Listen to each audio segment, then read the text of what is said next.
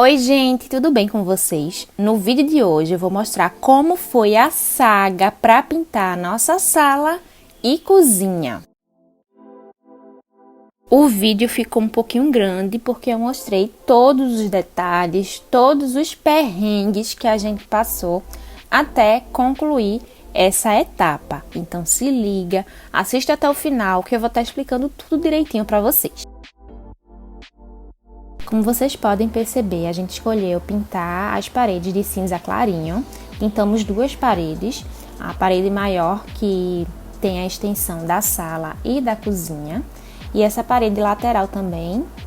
E pronto, essa parede aí lateral também está branquinha, a gente decidiu pintar de cinza. Foi muito difícil achar o tom de cinza, a gente não estava achando em nenhuma loja que a gente foi, então eu decidi mesmo usar a tinta branca com pigmento preto até atingir a cor que eu gostaria. Gente, a gente pintou, né, a parede e por mais que tenha passado vários dias, ficou desse jeito, por questões de infiltração, né? Então veja só a diferença de cima, como ficou bonitinha, mas embaixo, olha a situação. E não tá somente aqui, tá certo? No quarto também, só que como é pintado de branco o quarto, então não dá pra ver com tanta evidência. Então o que a gente decidiu foi pintar isso daqui tudo de branco novamente. Deixa eu mostrar aqui pra vocês também aqui atrás, ó. A gente vai pintar tudo de branco novamente, porque com o branco disfarça essa mancha. Aqui, inclusive, tem também umas partes que tá desse jeito. Infelizmente, temos esse retrabalho para fazer. E mesmo que não tenha dado certo, a gente não desistiu, tá, gente? Vale lembrar que essas umidades que aconteceram nas paredes não foram só nessas duas, teve mais umidade em outras paredes, só que como é branco disfarça um pouquinho. Isso acontece devido à fundação da casa e como antigamente não fazia a fundação com impermeabilizante, então essa umidade do solo acaba indo para as paredes e dá esse efeito bem feio, como vocês viram. A tinta que a gente utilizou não foi uma tinta própria para parede normal. A tinta que a gente utilizou foi uma tinta própria para gesso. Ela sela e pinta ao mesmo tempo. A gente fez o uso dessa tinta porque tinha acabado a tinta normal da gente. E como ela deixa uma textura, uma coisa mais... como não deixa muito lisinho, então a gente decidiu fazer a aplicação com pincel do que com rolo. Aí, minha gente, que não para a novela mexicana. A gente começou com a fita crepe para fazer a parede meio a meio, mas ficou troncha. Aí, Júnior teve a brilhante ideia de usar esse pedaço de linha para fazer a divisão e, obviamente, que não ia dar certo, né? Ficou troncho do mesmo jeito. Eu me estressei, então ele teve a ideia de usar essa canaleta, que é onde coloca os fios e tudo mais, que a gente ainda não tinha utilizado, para fazer essa divisão. Aí, enquanto ele segurava, eu passava o pincel para fazer essa divisória, né? Eu achei que não ficou reto do mesmo jeito, mas mesmo assim eu fui dar um outro acabamentozinho usando a tinta e o pincel, e do outro lado Júnior quis fazer do mesmo jeito e ele reclamou que o braço tem que ficar parado o tempo todo até eu terminar, né? E minha gente, obviamente que isso não ia dar certo, ver a marmota que foi. Aí eu tentei segurar, depois ele tentou segurar, enfim. Eu desisti dessa canaleta e fui aplicando de baixo para cima a tinta, porque tinha que pintar do mesmo jeito essa parte, então eu fui fazendo isso. Até que eu aplicando, ele chegou com um pedaço de... eu não sei nem do que é, de alumínio, que era do banheiro, e jurando que ia também fazer uma outra linha reta, e a gente foi lá e testou novamente. No primeiro momento, até que deu certo, ficou retinho, só que quando o Júnior pegou essa parte e colocou na outra extensão da parede, não ficou alinhado. Então a gente acabou desistindo dessa outra técnica E, inclusive, Júnior até tentou a gente fazer a aplicação com uma porta, mas minha gente, a porta mais de 2 metros, não ia dar certo, um negócio pesado. Eu não, Júnior, pelo amor de Deus. Aí eu decidi ver no YouTube como é que a gente iria fazer para esse negócio dar certo, né? E como se já não bastasse todas essas complicações, eu apliquei 2 ou foram 3 demãos de tinta e mesmo assim ficou com esse aspecto manchado e eu sabia que não iria dar certo também. Então eu decidi, já que tinha massa corrida lá sobrando, eu decidi utilizar a massa e a espátula para fazer a aplicação da massa corrida na parede e dessa forma deixar mais branquinha e fica mais fácil de passar a tinta depois. Eita, um pouquinho menos, amor. Tá muito alto, eu acho.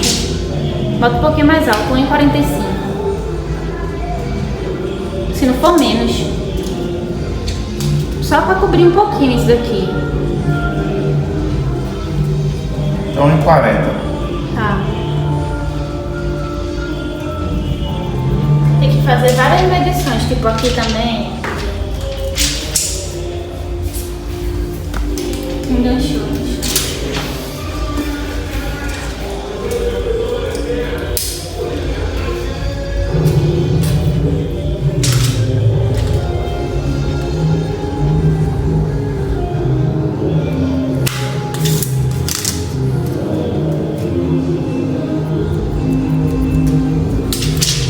Depois da gente ver no YouTube, a gente viu que a dica era usar uma trena, né, uma fita métrica, medir com um lápis, né, fazer a medição do chão até a altura que a gente quer, fazer a marcação com lápis e depois, por cima dessa marcação com lápis, a gente aplicar a fita.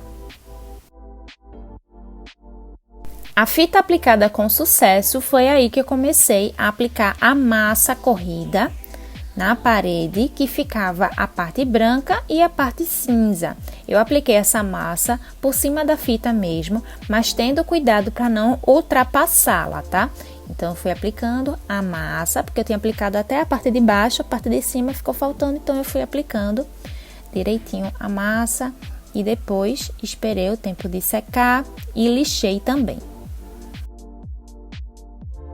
Após a aplicação da massa corrida, eu também lixei, tá certo?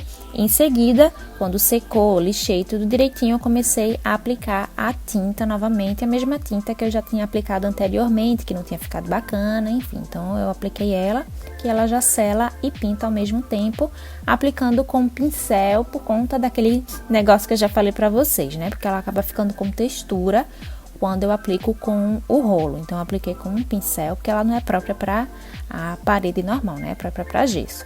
Então, eu fiz a aplicação com o pincel, foi bem trabalhoso, bem cansativo, porque é um tico de pincel. E chegou a hora da verdade, minha gente. Eu fui tirando a fita e com o coração na mão, obviamente, né? Júnior estava aqui filmando e eu tirando a fita com o maior cuidado. E não é que ficou reto? Olha que coisa mais linda que ficou. Ficou super retinho. Só que a fita acabou tirando uma das partes da tinta cinza em si, certo? Então, o único ponto negativo foi esse. E também que Júnior ele não aplicou a fita por cima do lápis. Então, ficou a marcação também do lápis.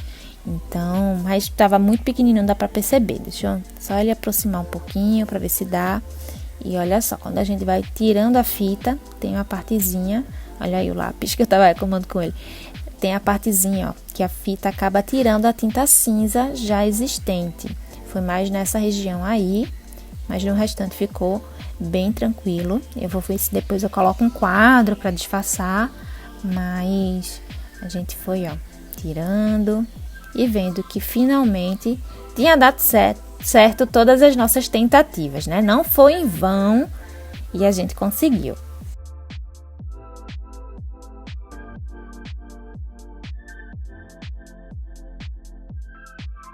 E esse foi o resultado final. Confesso para vocês que eu gostei muito mais dessa parede meio a meio do que se eu tivesse deixado tudo cinza. Esse meio a meio deixou um charme super na casa e apesar de ser a metade de uma parede e a metade de outra com cores diferentes, as cores se conversam e são tons neutros, né? Um cinza clarinho com um branco. Então a gente amou. Então fica a dica, gente. Se você vê uma dificuldade, algo que não deu certo na sua casa, tenta de novo, vai de pouquinho em pouquinho. Se não deu certo uma vez, tenta outras e outras e outras vezes. Vê a dica aqui no YouTube que ajuda muito. Então foi esse o resultado. A gente está muito feliz com a nossa persistência e graças a Deus o resultado foi satisfatório para a gente. Espero que vocês também tenham gostado. Deixa um like para nos ajudar, nos motivar. Se inscreve no canal se não é inscrito e comenta o que você achou, tá? Então até o próximo vídeo.